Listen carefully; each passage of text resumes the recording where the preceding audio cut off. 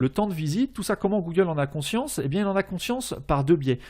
D'une part, si vous avez Google Analytics d'installer sur votre site, eh bien, ces informations remontent dans vos stats, donc vous pouvez connaître le temps de visite moyen de vos utilisateurs. Donc ça, si vous en avez connaissance, Google en a aussi connaissance. D'autre part, les visiteurs qui utilisent le navigateur Google Chrome, dans la plupart des cas, dans les paramètres de Google Chrome, il y a des informations de navigation qui sont renvoyées à à Google, pardon, et ce qui indique à Google ce que fait l'utilisateur, combien de temps il reste, est-ce qu'il reste sur une page, est-ce qu'il navigue sur un même site, quel site il visite, etc. etc. Donc toutes ces informations, il faut savoir qu'elles sont utilisées derrière par Google à donc il y a différents usages.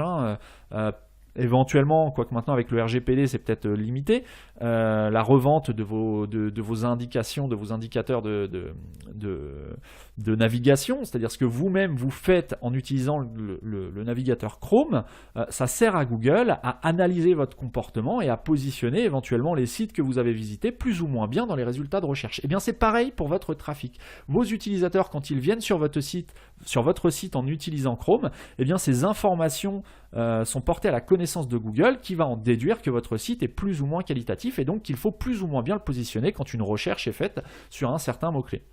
Ensuite, la description générale de votre produit doit être unique. Il ne faut absolument pas dupliquer vos descriptions. Alors je sais que c'est quelque chose qui peut être parfois compliqué en fonction de la typologie de produit que vous proposez.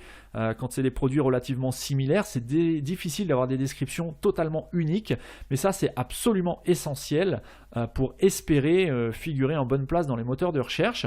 Donc il y a différentes petites techniques pour avoir des descriptions uniques.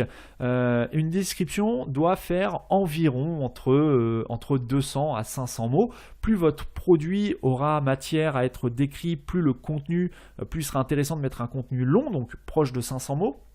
Et si vous êtes sur des fiches vraiment très techniques où les produits sont très similaires, limitez-vous à environ 200-250 mots.